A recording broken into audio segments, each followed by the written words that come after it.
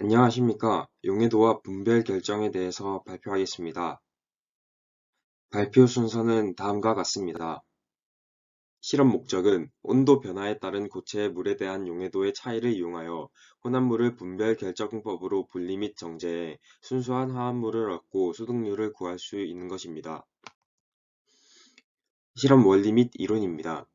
용해도는 화합물의 용해도는 일정한 온도의 용매 100g에 녹는 용질의 최대량의 g수로 나타낸 것으로 용매의 종류에 따라 달라지며 몇 가지 예외를 제외하고 대부분의 고체의 경우 온도가 높아지면 용해도가 증가합니다. 포화 용액이란 일정한 온도와 압력 하에서 용해된 용질과 용해되지 않은 용질이 동적 평형을 이루고 있는 상태의 용액입니다. 과포화 용액이란 용해도 이상으로 용해되어 있는 용액, 준 안정한 상태에 있어서 외부 요인에 의해 용질이 석출되어 안정한 포화 용액이 됩니다. 용해도 곡선이란 용해도가 온도에 따라 변화하는 모양을 그래프로 표시한 것으로 다음과 같습니다. 재결정이란 용해도의 차를 이용하여 결정성 물질을 정제하는 일입니다. 첫 번째로 정제하려고 하는 고체를 적당한 용매에 가열하여 용해하거나 또는 농축하여 포화용액으로 만듭니다. 두 번째로 포화용액을 성서히 냉각하면 일반적으로 용질의 용해도가 감소되어 다시 결정으로 석출됩니다. 세 번째로 석출된 결정을 여과하여 정제합니다. 이 과정을 반복하면 반복할수록 순도가 높아집니다. 용매 속에 함유되어 있는 소량의 불순물을 목적하는 성분과 혼성 결정 등을 만들어 혼입하지 않는 한 포화 상태가 되지 않기 때문에 용액 속에 남습니다.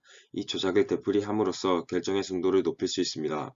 재결정을 할 때는 순수한 용매를 사용하고 결정은 용매 화합물을 만들지 않으며 화학적 변화를 받지 않아야 합니다. 또한 온도차에 의해 용해도가 현저하게 다른 경우에 적합합니다. 분별 결정이란 용해도 차이를 이용하여서 두 성분 이상의 용질을 분리 정제하는 방법입니다. 우선 증발과 냉각 등에 의해 용액을 농축한 뒤 석출한 결정을 빼냅니다. 추려낸 결정은 순수하지 않기 때문에 다시 용매에 녹이고 석출 용해를 몇 번 되풀이해서 최종적으로 순도 높은 결정을 얻습니다.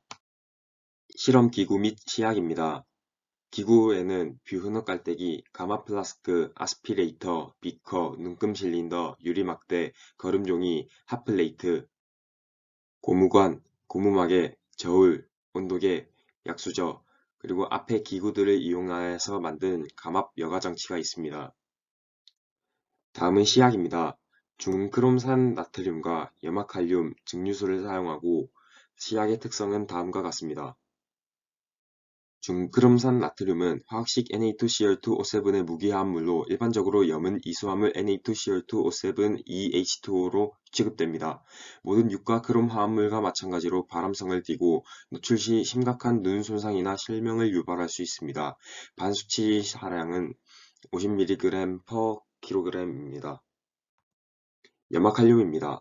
칼륨과 염소로 이루어진 금속 할로겐 화합물인 염입니다. 순수한 상태에서 냄새를 느낄 수 없습니다. 하얗거나 무색의 입방체 결정 구조를 띱니다. 쓰고 짠맛을 냅니다. 반수치 사량은 2600mg/kg입니다. 다음은 실험 방법입니다. 첫 번째로 거름종이의 무게를 재고 비우너 깔때기에 올린 후 그림과 같이 구성합니다. 두 번째로 5g의 Na2Cl2O7H2O와 10ml의 증류수를 비커에 3g의 KCl과 10ml의 증류수를 100ml 비커에 넣고 유리막대로 저어준 후 가열합니다. 그 후 두 용액을 삼각 플라스크에 섞습니다. 세 번째로 녹인 용액을 냉각하면 침전이 생기는데 이 침전물은 K2Cl2O7입니다. 이때 온도를 기억하고 약 3에서 4분 흔든 후 K2Cl2O7 결정을 감압 장치를 써서 여과합니다. 네 번째입니다.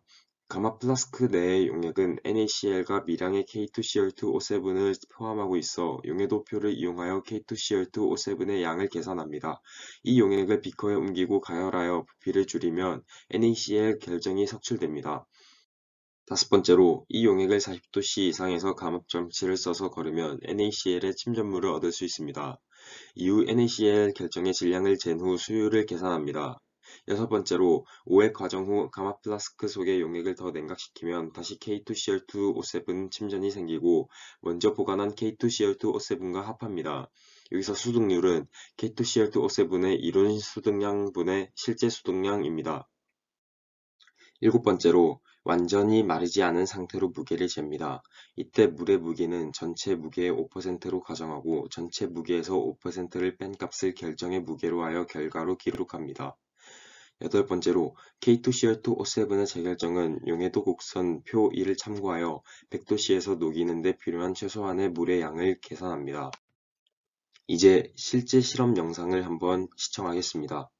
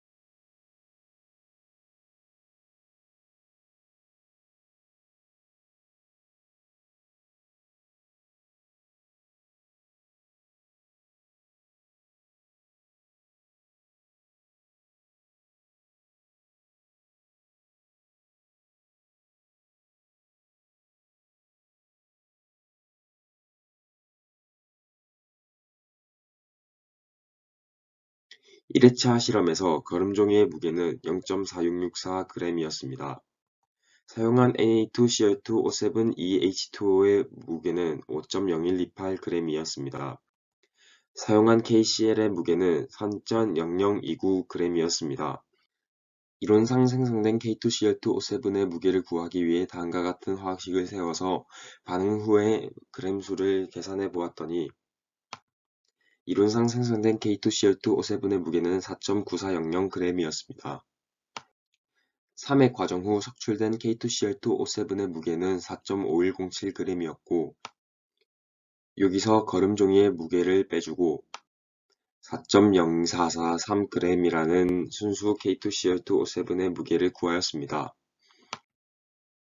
3회 과정 후 아직 용해되어 있는 K2Cl2O7의 무게는 4.9400g에서 4.0443g을 뺀 0.8957g이었습니다.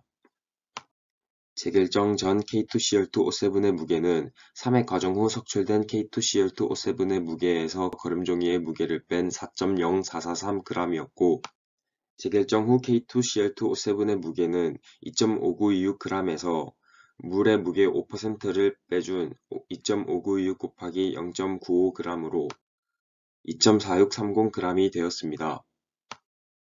엑셀 추세식을 이용하여 K2Cl2O7의 용해도가 30도씨일 때 19.604g/H2O 100g인 것을 알게 되었는데요.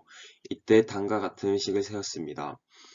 이때 20ml는 넣어준 증류수의 양이고 4분의 1을 곱한 것은 우리가 4분의 1 정도 남도록 증가시켰기 때문이고 물의 밀도를 약 1g/ml로 가정하였고 용해도를 곱해서 빼주었더니 1.019g이 나오게 되었습니다. 그러므로 K2CL2O7의 무게의 계산값은 방식으로부터는 1.019g입니다. 이때 수득률은 1.019g분의 4.0443 더하기 2.4630g 곱하기 100%이므로 638.60%가 나오게 되었습니다. 다음은 2회차 실험입니다. 마찬가지로 거름종이의 무게는 0.4664g이고 사용한 Na2CO2O7 2H2O의 무게는 5.0230g이었고 사용한 KCl의 무게는 3.0030g이었습니다. 마찬가지로 다음과 같은 화학 반응식을 세워서 반응 후의 K2Cl2O7의 무게를 구해보았더니 4.9400g이었습니다. 이때 3회 과정 후 석출된 K2Cl2O7의 무게는 거름종이를 포함하여 4.3210g이었고 여기서 거름종이의 무게를 빼준 값은 3.8546g이었습니다. 3회 과정 후 아직 용해되어 있는 K2Cl2O7의 무게는 이론상 생성된 K2Cl2O7의 무게에서 3.8546g을 빼준 것으로 1.0854g입니다. 재결정 전의 K2Cl2O7의 무게는 다음과 같고 재결정 후 K2Cl2O7의 무게는 마찬가지로 2.5170g이 됩니다. 1회차에서 때와 마찬가지로 계산을 해주면 1.019g이 K2Cl2O7의 무게의 계산값이 됩니다. 그러므로 수득률은 1.019분의 4.0443 더하기 2.5170 곱하기 100%로 643.90%가 나오게 됩니다. 다음은 고찰입니다.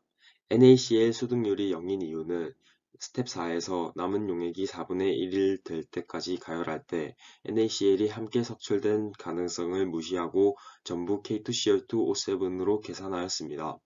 그 이유는 당시 용매 무게가 5.172g으로 용매인 물 5.172g이 100도에서 녹일 수 있는 NaCl 양을 다음과 같은 비례식을 통해 2.058g으로 구해지는데 용액에 들어있는 NaCl의 양은 1.96g으로 여전히 용매가 이 무게를 담을 수 있는 능력이 있어 이론적으로 석출이 안 되기 때문입니다. NaCl 재결정 시 재결정의 효과를 높이기 위해 진한 HCl을 가하면 더 많은 양의 NaCl 결정을 얻을 수 있는 이유에 대해서 생각해 보았더니 용해되어 있는 이온과 공통 이온을 내놓는 물질을 첨가할 때 일어나는 평형의 이동 또는 용해도 감소 현상을 공통 이온 효과라고 합니다. NaCl은 물에 아주 잘 용해되는 가용성이므로 포화용액 이전에는 평형이 잘 형성되지 않습니다. 평형이 형성되는 포화용액을 만든 다음 여기에 공통이온인 Cl-이온을 내놓는 진한 HCl 소용액을 가하면 공통이온 효과에 의해 역반응이 진행되어 고체 NaCl이 석출됩니다. NaCl 용액에다가 HCl을 넣어주면 Na+는 그대로고 Cl-의 양은 많아집니다. 그런데 평형상수 원칙에 따라서 특정 온도에서 Na+의 농도와 Cl-의 농도의 곱은 일정합니다. 이때 Cl-의 증가하여 Cl- 농도도 증가하므로 Na+ 농도가 낮아져야 합니다. 낮아진 나머지 Cl-와 결합하여 NaCl로 석출이 됩니다. 참고 문헌은 다음과 같습니다. 이상으로 화요분반 5조 실험 결과 레포트 영상 발표를 마치도록 하겠습니다. 감사합니다.